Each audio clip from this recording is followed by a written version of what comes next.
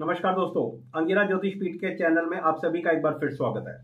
दोस्तों, आप सभी का बहुत बहुत शुक्रिया, बहुत बहुत धन्यवाद वीडियोस देखने के लिए, प्यार देने के लिए। नए सब्सक्राइबर्स का मैं स्वागत करता हूं। दोस्तों, आज हम बात करेंगे उत्तर प्रदेश के मुख्यमंत्री आदरणीय श्री योगी आदित्यनाथ जी की। कई व्यूअर्स की डिमांड थी कि आप योगी जी पर एक वीडियो बनाओ, तो आज मैं अपनी ऑब्जर्वेशन आप लोगों के सामने रखने जा रहा हूं। मीडिया में, समाज में, हिंदुस्तान में पूरे में कहूं, मीडिया ने एक अलग सा माहौल बना दिया है योगी जी के बारे में। तो आज हम उस टॉपिक पर चर्चा करेंगे।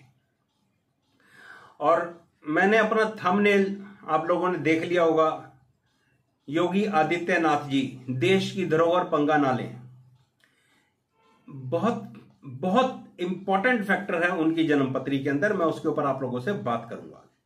मैं आज अपनी इस वीडियो के अंदर आप लोगों को संन्यास योग भी सिखाऊंगा। तो आशा और उम्मीद करता हूं कि आप लोग मेरी इस वीडियो के एंड तक बने रहेंगे और मेरा साथ देंगे। कुंडली में संन्यास योग किस तरह से बनता है, किस तरह से वो काम करता है, वो मैं बताऊंगा। लेकिन आज मैं एक ही संन्यास योग की बात करूंगा ताकि वीडियो टाइम लिमिट के अंदर रहे। और अदरवाइज योगी जी की कुंडली में 3-4 संन्यास योग हैं। चलिए बात करते हैं। 29 दिसंबर 1971, 29 दिसंबर 1971 पौड़ी गढ़वाल का इनका जन्म है। इनके बर्थ टाइम को मैंने रेक्टिफाई करके एक निर्णय पर पहुंचा हूं, तो उसके हिसाब से आप लोगों के सामने अपना अनुमान रख रहा हूं। आप सभी जानते हो, मैं हमेशा कहता हूं कि ज्योतिष के अंदर आप अपना अनुमान रख सकते हो, प्रोबेबिलिटीज देख सकते हो।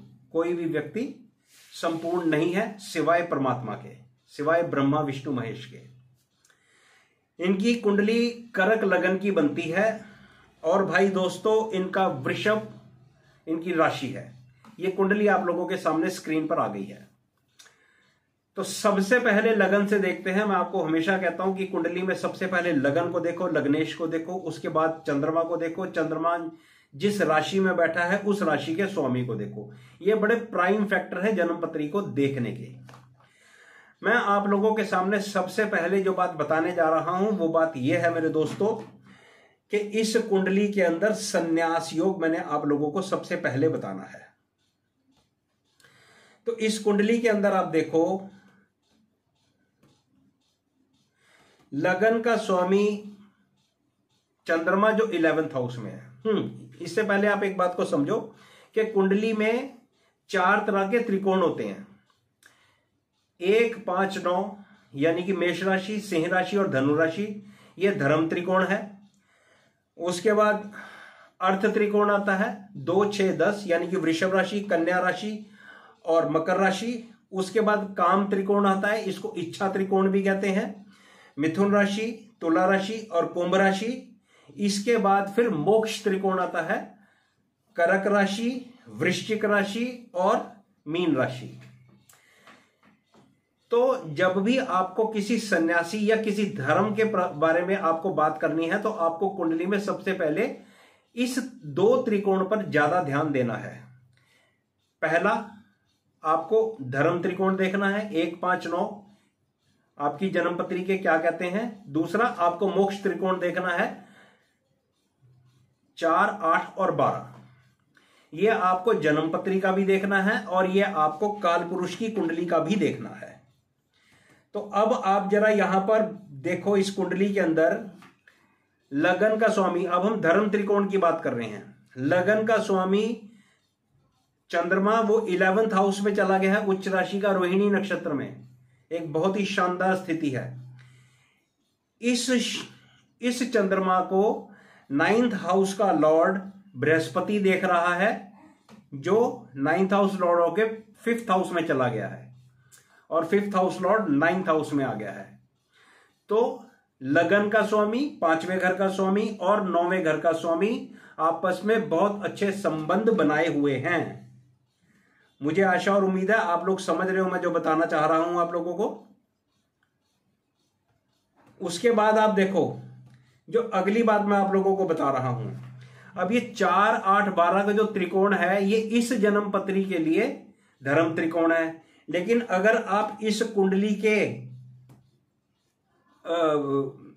मोक्ष त्रिकोण पे जाओगे, 4, 8, 12 जो नेचुरल ज़ोडिएक का मोक्ष त्रिकोण है वो इसके अंदर कनेक्टेड है। तो आप देखो कितना बेहतरीन और कितना शानदार एक राजयोग बना हुआ है इस कुंडली के अंदर, संन्यास योग बना हुआ है इस कुंडली के अंदर, एक बहुत बेहतरीन स्थिति बनी हुई है। इसके बाद बात करते हैं, अब हम राजयोगों की बात करते हैं, अब हम पॉलिटिक्स की बात करेंगे। लगन का स्वामी 7वें घर के साथ 11th हाउस में बहुत अच्छी स्थिति है। चंद्रमा और शनि जब भी वेल प्लेस्ड होते हैं कुंडली के अंदर, बृहस्पति से दृष्ट है, ये एक अच्छा राजयोग है पॉलिटिक्स करने के लिए, क्योंकि शनि और चंद्रमा दोनों के दोनों मासिस के कारक प्लेनेट हैं, और वो चंद्रमा उच्च राशि का है और शनि 7th हाउस लॉर्ड को होकर वो 11th हाउस में बैठा हुआ है। ये एक बहुत अच्छा राजयोग है राजनीति करने के लिए। इसके ऊपर आप देखो, जब इसको हम D9 में चंद्रमा को देखते हैं तो चंद्रमा D9 में वर्गोत्तम है और शुक्र के साथ बैठा हुआ है। मैंने आपको लोगों को हमेशा कहा है कि जब भी चंद्रमा जिस राशि में बैठा होता है उसका स्वामी अगर लगन को या चंद्रमा को देखे तो ये एक विशेष राजयोग होता है। इस कुंडली के अंदर वो घटना घटती है। अब हम आते हैं दशा पर। दशा आज की डेट में देखें तो शनि की महादशा, बुध का अंतर चल रहा है, और तीसरे नंबर पर आता है ट्रांजिट।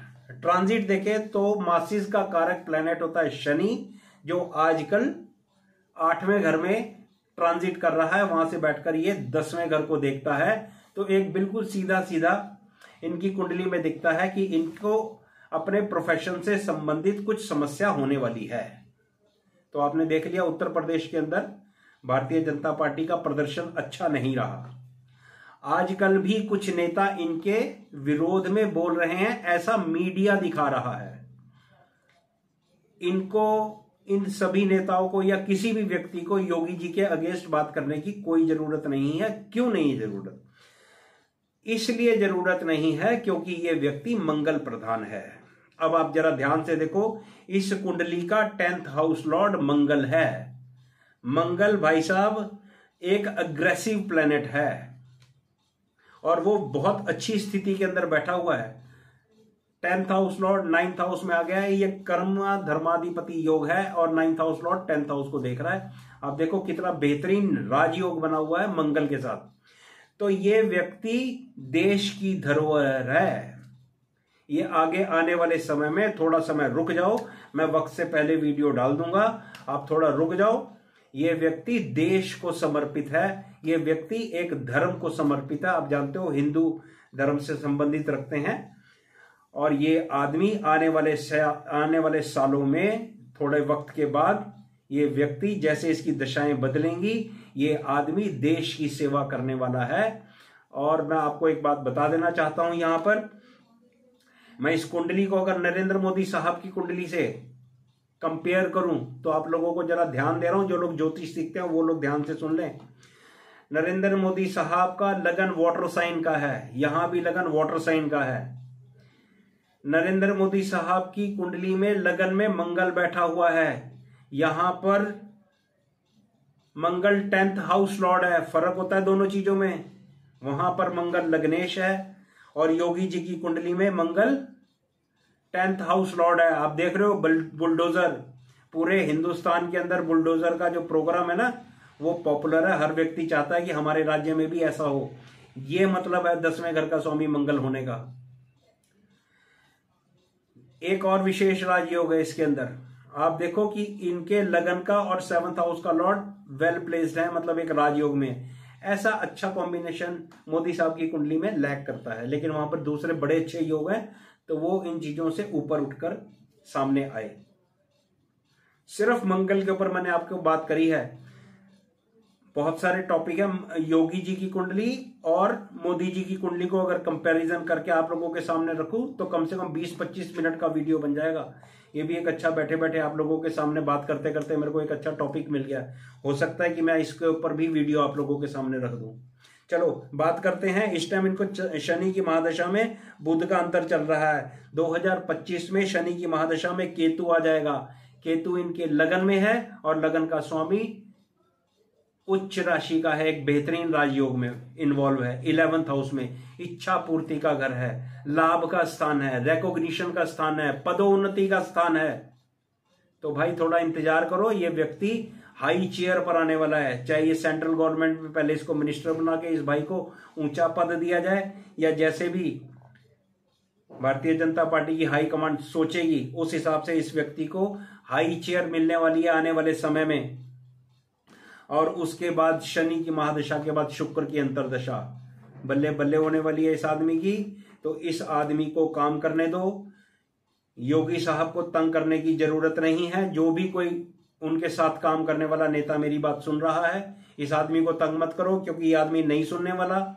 इस आदमी का, योगी जी का मंगल बहुत स्ट्रांग पोजीशन में है और सोने पर सुहागा ये है कि उसके ऊपर बृहस्पति की दृष्टि है। तो इन चीजों को हम इग्नोर नहीं कर सकते। तो आने वाले समय में योगी जी उच्च पद प्रतिष्ठित व्यक्ति होने वाले हैं। थोड़ा समय रुक जाओ, वक्त इनका आएगा। और ये आदमी उत्तर प्रदेश में भी, हाँ अभी अगर मैं आपको ये बात बोलूं कि शनि का ट्रांजिट अगले साल मीन राशि में आ रहा है, वहां पर योगी जी के लिए स्थितियां बदलने वाली हैं। अगले साल मार्च 28 या 29 मार्च को शनि का ट्रांजिट 9th हाउस में आ जाएगा मंगल के ऊपर। ये स्थितियां बहुत बदल देगा योगी जी की। तो आज जो थोड़ा बहुत विरोधाभास हो रहा है, या दूसरे शब्दों में ये कहा जाए, ये अपोजिशन वाले जो कंफ्यूजन क्रिएट कर रहे हैं, क्योंकि अपोजिशन ने भी तो कुछ काम करना है। ये जो कंफ्यूजन क्रिएट कर रहे हैं उत्तर प्रदेश में, ये कामयाब नहीं होगी। योगी जी की कुंडली बहुत स्ट्रांग है, अच्छी दशाएं चल रही हैं, बिल्कुल फिक्र फाका करने की कोई जरूरत नहीं है। ये आदमी बहुत स्ट्रांग पोजीशन में है, आने वाले समय में देश को लीड करेगा और देश का एक बार फिर नाम ऊंचा करेगा ये व्यक्ति। क्यों कह रहा हूं इस बात को? हमारे पास 3 चीजें हैं, आपको एस्ट्रोलॉजिकल रीजन बता रहा हूं। पहला रीजन, हमारे देश को 2025 में मंगल की महादशा लगने वाली है। तो हमारे को कोई ऐसा व्यक्ति चाहिए जो मंगल की तरह काम करे। मोदी जी के लगन में मंगल, योगी जी का 10th हाउस लॉर्ड मंगल। बिंदास मौज करो। जय भारत माता की, जय भोले बाबा की। सावन शुरू हो गया है, बम बम भोले। योगी जी बहुत बढ़िया काम करेंगे, कोई चिंता नहीं है। मेरा वीडियो पूरा देखने के लिए बहुत बहुत शुक्रिया, बहुत बहुत धन्यवाद।